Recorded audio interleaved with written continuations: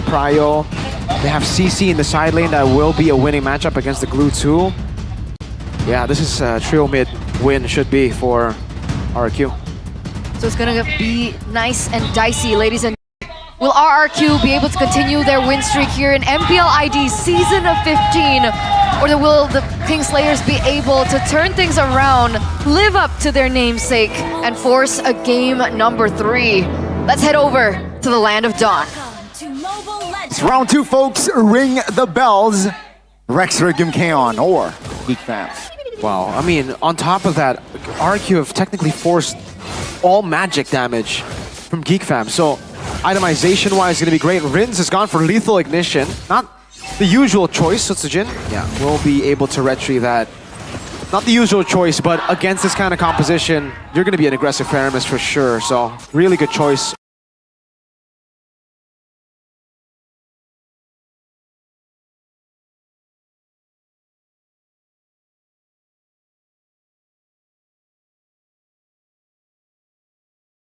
Of emblem for Mr. Rins. Let's take a look at the full emblems by Indie Home.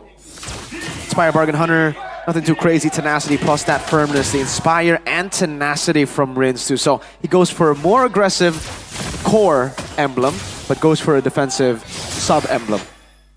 And for Beloyski, it's practically the same kind of gameplay with his choices as well. And that so far is exactly what he's been able to do. Roaming around the map, give vision, opening up information. Also being a little bit of a problem for Sutsujin, but he should still be able to work around that, still remain and have an intact farming pattern. Alright, get the emblems again. I think this Inspire from CC is quite interesting. It's stunned though. Or cooldown. Yeah, it's very interesting to see that Dyron has also gone for Purify, by the way. I'm really trying to digest the Inspire, the idea behind that Inspire, and the Purify from Dyron.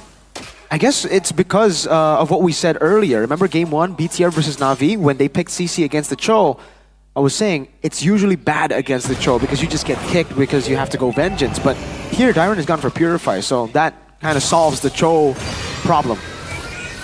Meanwhile, Edok already charging here in the mid lane. I think they're looking for the proper setup for the neutral objective.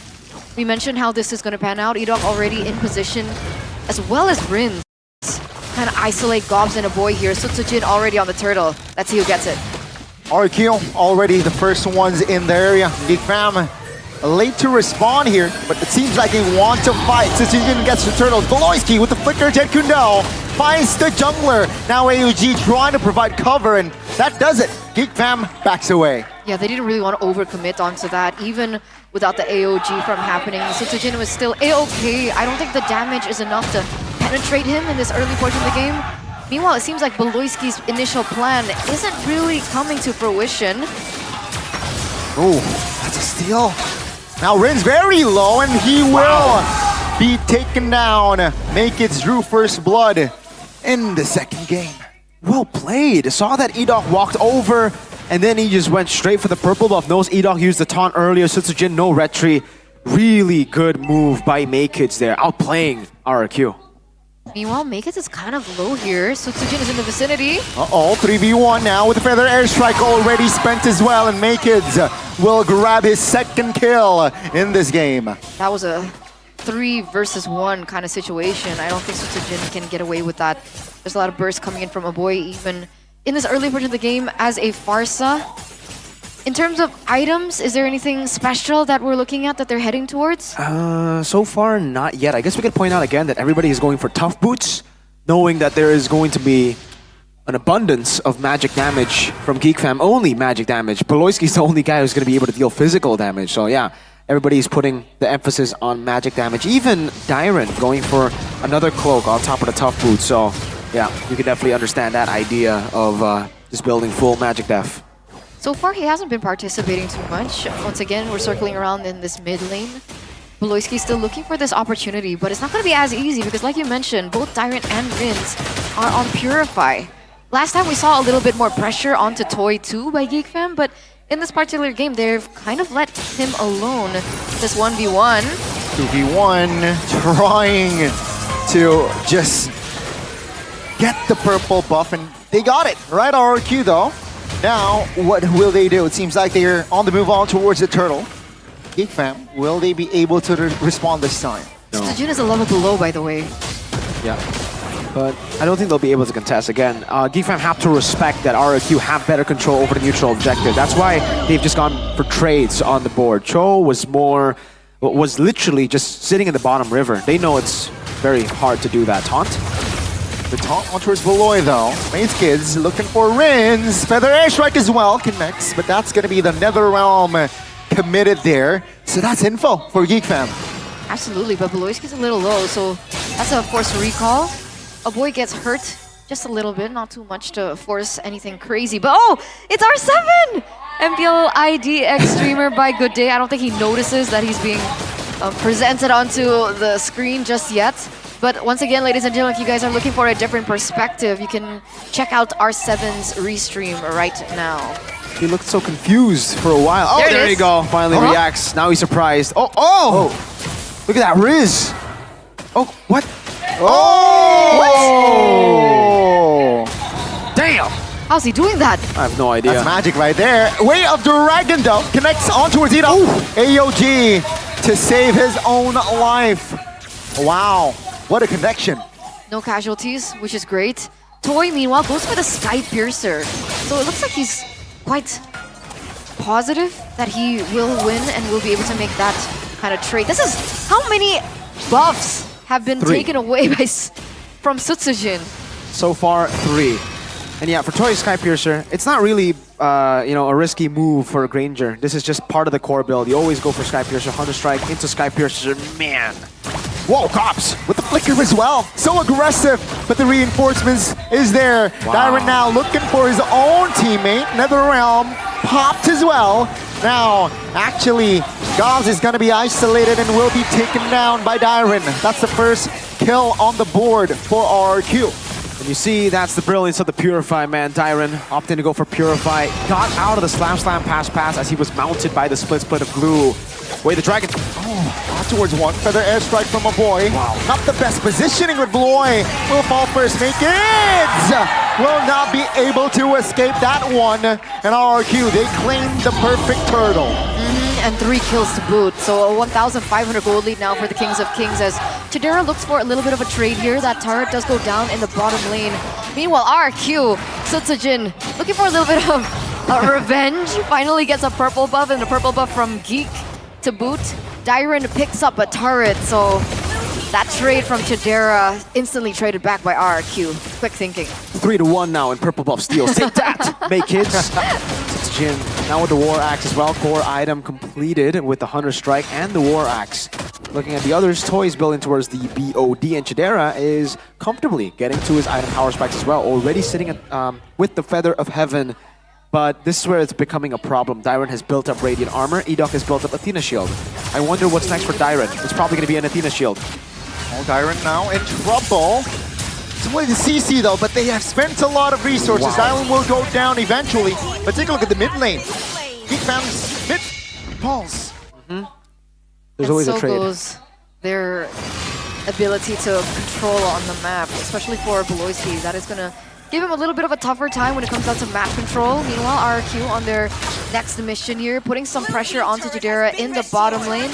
Luckily, Make Hits not standing idly by, gets a turret in the top lane too. So both of these teams are trying to trade into the macro, and Rrq still need to consider this as a way for Geek Fam to come back into the game.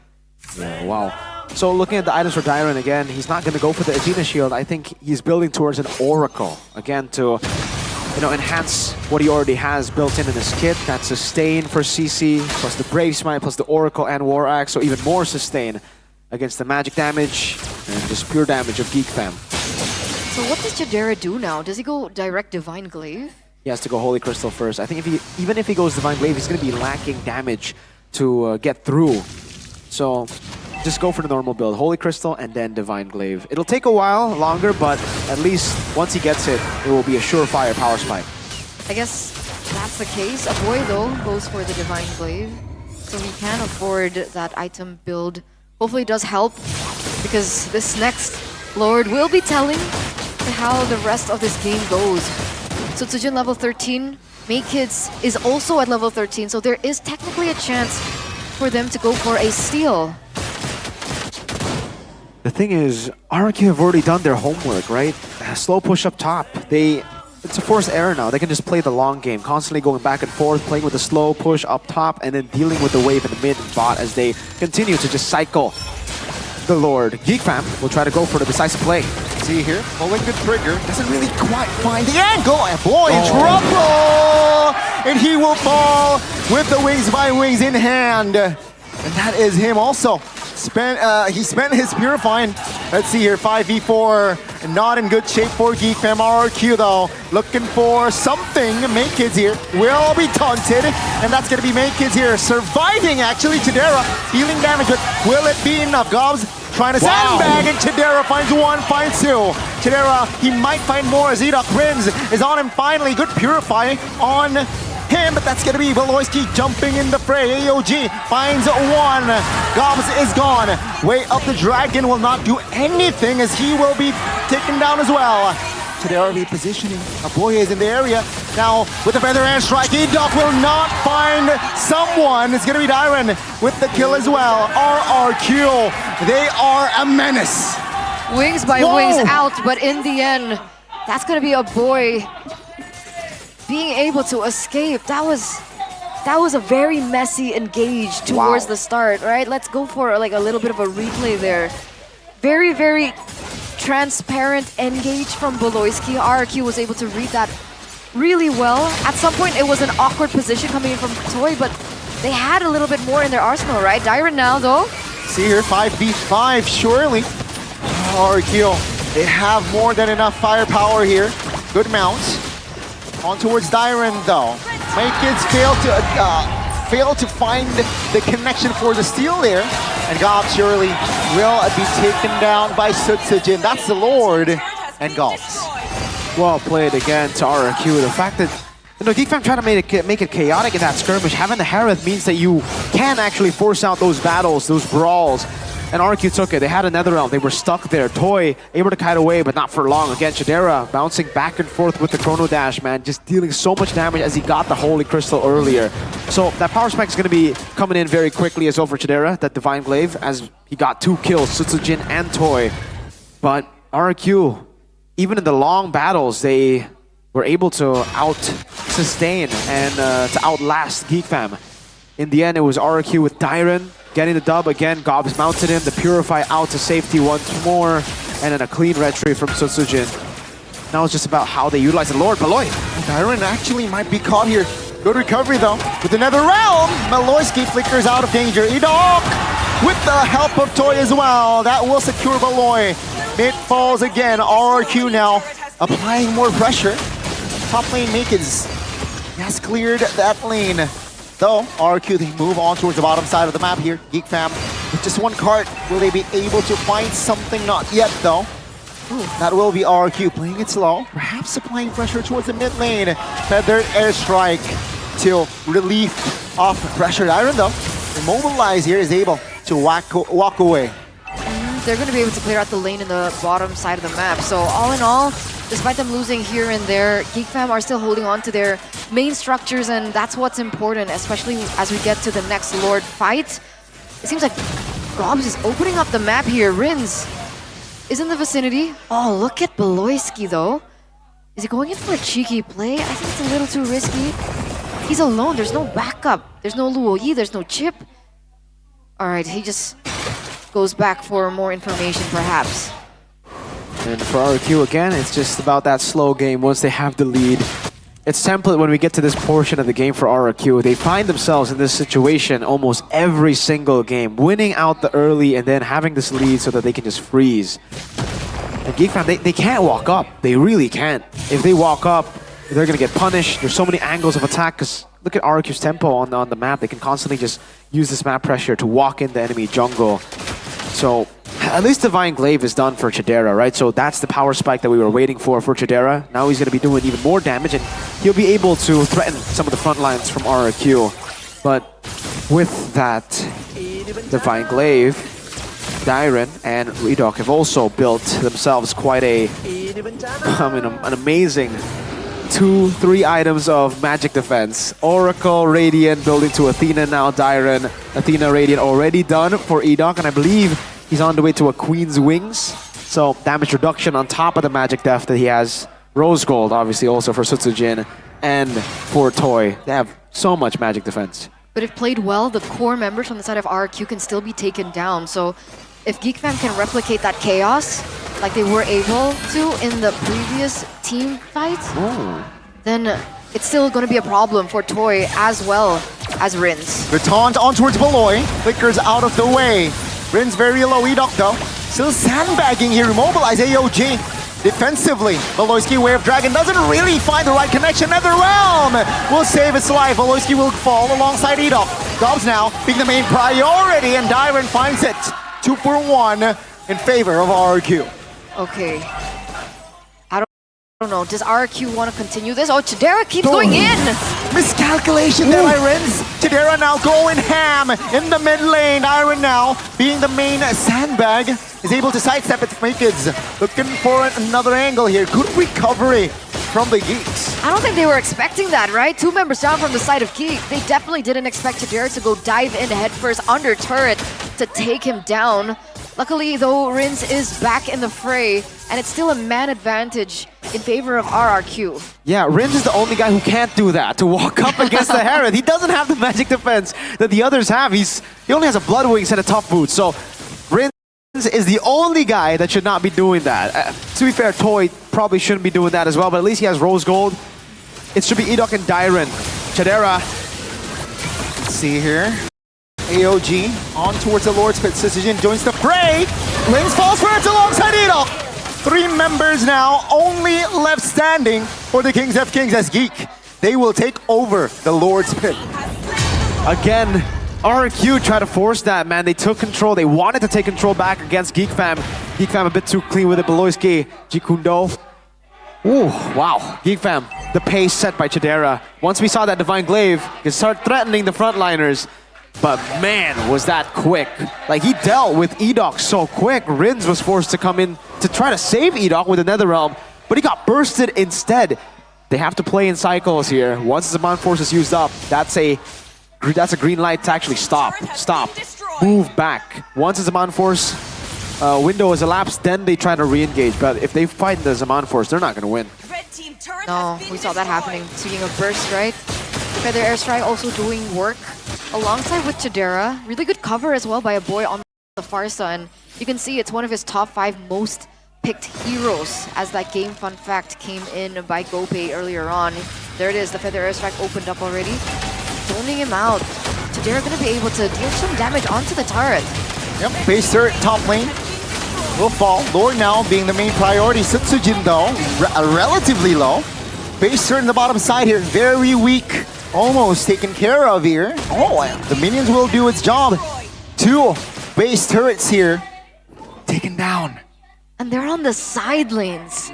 So this is the result that you'd expect Geek to be in just a few minutes ago, and yet it's Geek that have taken these side lanes. So when it comes down to control over the Lord, which will spawn in under 80 seconds, that's something that they have in the bag over Rrq now. A lot more homework for them to deal with. Cadera, the hyper carry. You want to know how much damage he's done? How much? No. 87,408 damage dealt so far. That's only going to climb up. Compare it to Toy. Toy has only done 51,000. Wow. Dyron is actually leading in damage dealt for Rrq with 63,000. So, yeah, the fact that Cadera has now gone to Bloodwings too means he's going to be harder to kill with the Purify. With the Zaman Force, he's already kind of impossible to kill for Rrq. They really need to bait the Zaman Force. It's way easier said than done, by the way, but that's how they can win. Because if they find in the Zaman Force, it's GG. That's a win condition that needs to be met. And it's surprising because even from the drafts, I guess the one-dimensional source of damage is not necessarily a problem here. Why do you think that is? Yeah, it's because once Joy and Harith makes it to late game with the Divine Glaive, even if you have a lot of magic defense, it's only going to prolong the inevitable. You deal so much damage, especially because for Joy, at least, okay, Joy comes in, 1 cycle of skills, you get through that, you're done with Joy, right? But the Harith, it never stops. When you're in Zaman Force, that damage never stops. So it's constant burst, burst, burst, burst. It's like DPS burst. And Cadera has sold his boots for Oracle. I was thinking, why Oracle? There's no magic. Only Faramis on the other side, but it's to make his shielding, his healing even bigger. So whenever he dashes with the Chrono Dash, look at the shield. Rrq though seems like they're poking here. Oh, you know, very low. Winter Crown here, perhaps to buy time for his team. NetherRealm is there, and he is A-OK. Gobs though, now half HP. Trinary position Rrq though. They are trying to pull Gobs to his death, and Toy takes the kill. 5v4 with the Lord up. That's what you were talking about, right? Wait for the Zaman Force to be popped up, and they were able to withstand that, you know, utilize the NetherRealm as well to the final portion of the game, and they went in for a re-engage. And now, though, Beloyski! Oh, with the flicker jet Kundo!